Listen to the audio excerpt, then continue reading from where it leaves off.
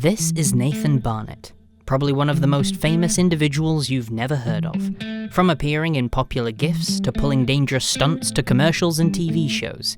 He's been around for quite some time, and yet, there was one moment where he almost lost everything. This is the story of Nathan Barnatt.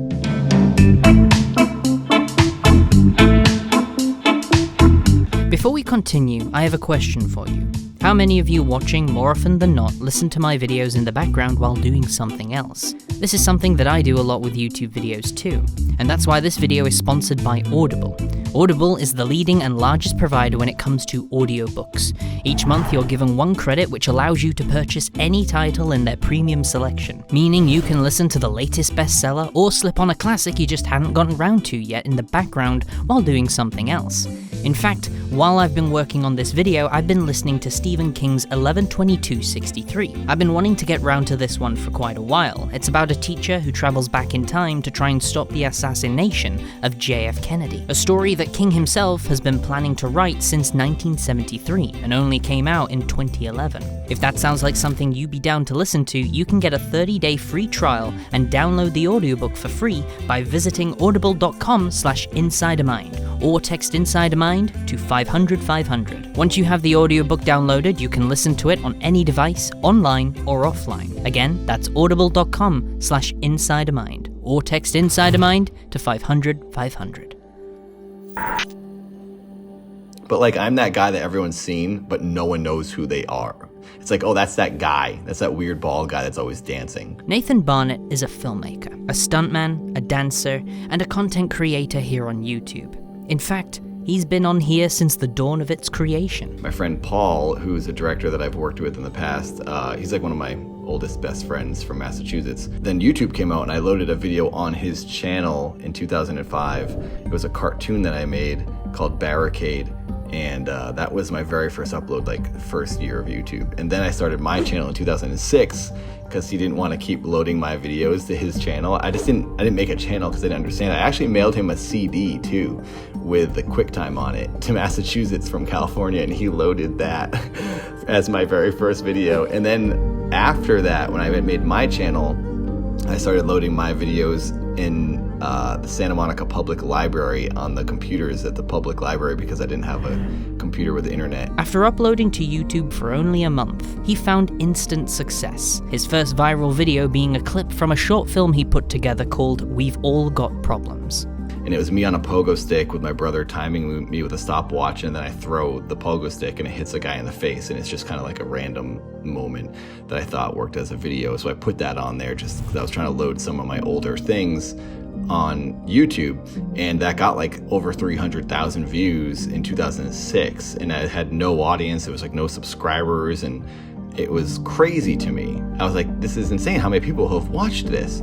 So right away it happened, and I was like, okay, I'm gonna load everything to here. And then I started doing more characters, and I had a lot of characters. I was performing at the Upright Citizens Brigade, so I was always workshopping things, and then everything I did live at the theater, I would then go and film in a video and put it on the internet. And then when it really started taking off was the character I did called Trail Luaus, who was the self-proclaimed spokesperson for Skittles, and he can't even say the brand right. He says Skittles. So he's basically like a crazy guy in a back alley filming himself making commercials for a major company that doesn't need commercials, but he just really likes the candy. Hey, it's me, it's Trail Luaus. Give me a tasty Skittles go. And those got a lot of attention, and Skittles actually made me the spokesperson for Skittles for an entire year. And I got a Skittles vending machine, a boom box. It was a competition for a fan to fly out to LA and be in a commercial with me. They really jumped on board. So that was pretty wild. And then from there, that was like 2008 or something. And then the commercial happened in like 2011. So from there, things just started kind of going crazy. And a lot of the characters I would do would get more attention because there was more people watching.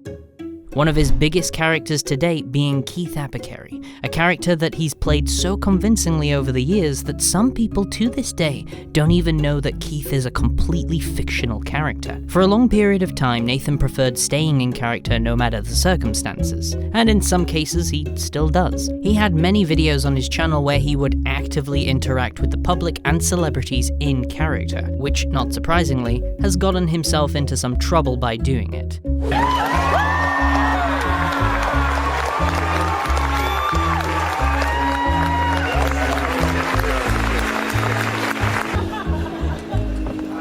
Okay, everybody. Let's take it easy to Keith Apicary. I'm so hard you can't get it. I'm sorry. I'm gonna walk around for like 2 days.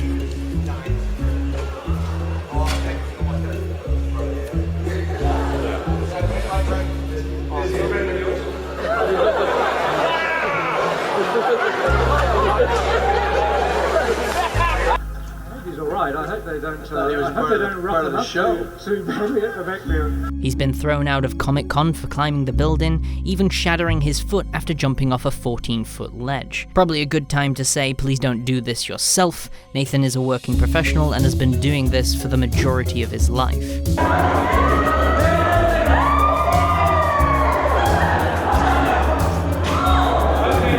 Nathan seemed to be riding at an all-time high, and was even starting to make brief appearances in TV shows and commercials, but around 2012, a shift started to take place on the internet. The popularity of Facebook and Instagram kickstarted multiple accounts created by individuals that would dedicate their time to posting compilations of funny videos and images they found entertaining online. Problem is, none of the content they shared would get credit, and because this was a new thing, there were no rules or places to report this content. So, these accounts would actively get a way of stealing content from other creators, not giving them any credit, and then making profit off of it too. Due to Nathan's content involving extreme stunts and funny dancing in public, he was one of the biggest targets for this. When I started making music videos is when things started getting stolen, because bands and DJs and different labels and music labels would take their own music and put it underneath my visuals, and they'd load it to Facebook where no one could really like copyright claim it and grab it. And I started seeing them. People would start tagging me in these videos from bands, and there was one band it's a DJ that was really big, Afrojack, I think it was, had like 10 million views on a video that was all me, and it was all my filming, all my editing, and these videos would take me a month sometimes to film, and I'm trying to make a living off this, and now these people are taking them, all my work, and loading it to Facebook, and they're getting 10 times more views, and I'm not even getting credited. So they're not even like tagging me, which would be amazing, because then I would go up so many followers, and they'd find my original videos and my other work, and it was a real big bummer. And there was a time where my manager and I had an email list. Every time we found one or someone told us about a different video that was stolen, we'd add it to the email list. And there was like 100 different, like some of them are pretty small people with no views, but we added every single one. My videos have been stolen, I swear, more than anybody. And it wasn't even the dance videos. It was just like my physical comedy montages, GIFs of me like falling downstairs. I have these videos called Gymnasty where I'd throw myself around gymnastic studios and just get hurt. People would take that and put music to it. Party Hard is like the GIF, and then it's been used for many different GIFs, but it's a video I did called the No Bones Dance, and actually Fortnite ended up taking it and using it and calling it the Boneless Dance, and even the music is the same from my video. So my stuff started getting stolen a lot, and that started around 2012, and it's still going on today. While these videos were getting attention from all these other places, Nathan's main channel received the complete opposite. And in 2014, YouTube's algorithm began pushing his channel to the side and started favoring more fresh and upcoming content. I feel like in 2014 to like 17 is when I was really I was struggling to like keep my Nathan channel afloat. Like I would put videos out, but no one would see them, no one would get notifications. And I'd make posts, and I'd make posts on Twitter and Instagram, and people would say like, oh, I didn't even know you were uploading still. YouTube didn't tell me. So I was kind of like victim of the algorithm, I guess, of no one knowing I was uploading.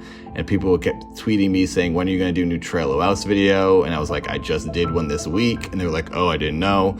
So I was really disheartened with putting effort into my videos and filming them and doing all this work to like not get any views. I was just kind of like, this isn't working. And that I'm an actor, so like I rely on like getting acting work and then making my YouTube videos when I'm not, getting work or there's no auditions.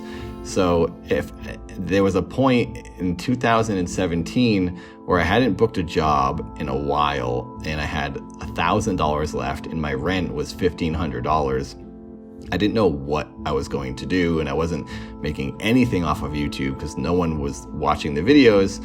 And I actually bought a van. I sold my car and I bought a van in anticipation of having to move into it in a couple months because I didn't have enough money to pay for rent anymore, and I didn't know what was going to happen. And this was right when I had just filmed a batch of dad videos, and I was editing them.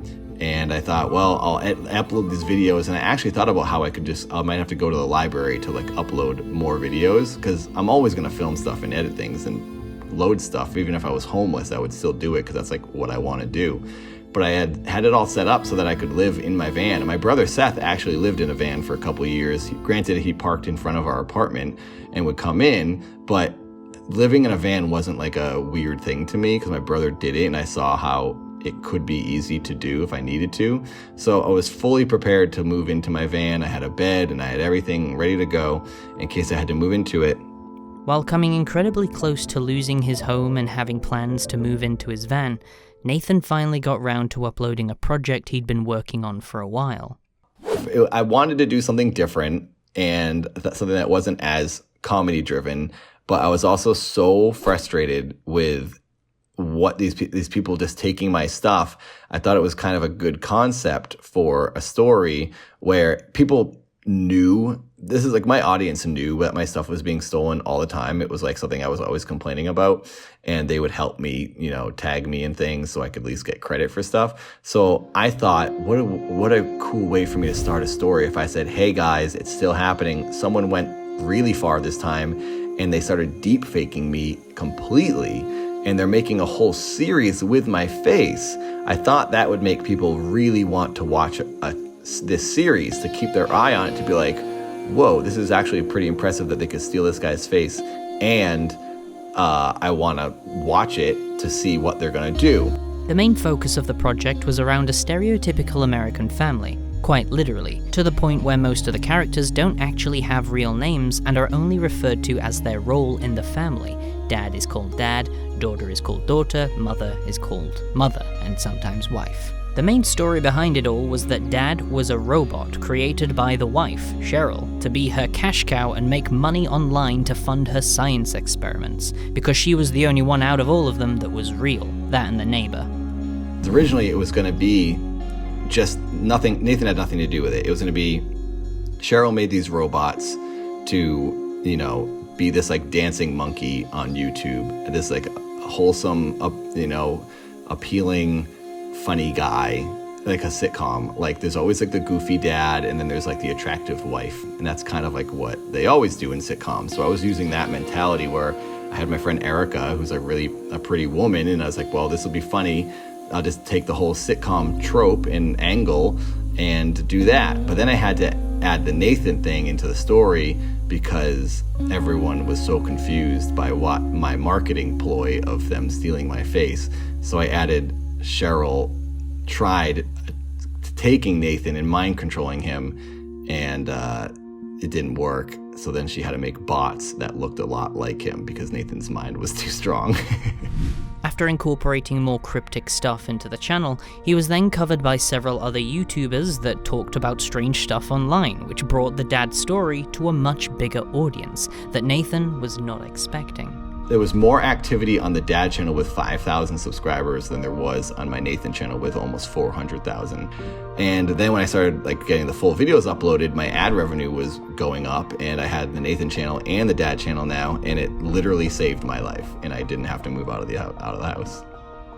So that's Dad saved me. Dad saved. Yep. He's never gonna let you live that down, Nope. Not only has Dad saved Nathan's life, but it's given him the platform to experiment with different projects that he's wanted to work on for quite some time. Now he makes music, he live streams, he's even started his own investigation series called Reality, which is a parody of videos like mine and Game Theorists, where he makes up theories about other YouTubers and other stuff that he just finds interesting. I get a lot of people saying they don't watch Dad because it's too much story to keep up with, but the truth is, most of the content on Dad doesn't really connect to each other anymore.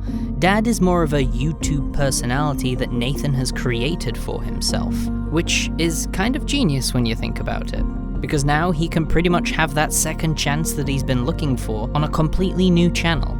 Paper, coffee cup, and eternal dedication to the corporation. This may be my last video on Nathan and Dad, as I don't feel like there's any more to really say. I think Dad is an interesting channel, but I also feel Nathan's life has been an interesting roller coaster that shouldn't go unnoticed. We tend to hear a lot of success stories around YouTube, and while Nathan's is still a success story, it does kind of address some of the hard times that we don't always see people go through. Not every YouTuber is in that 1% that makes millions. Some can struggle to barely make even. I wish the best to any of the creators out there that are going through what Nathan went through or worse. I hope one day you get your second chance too. Take care, everyone. I'll see you in the next video.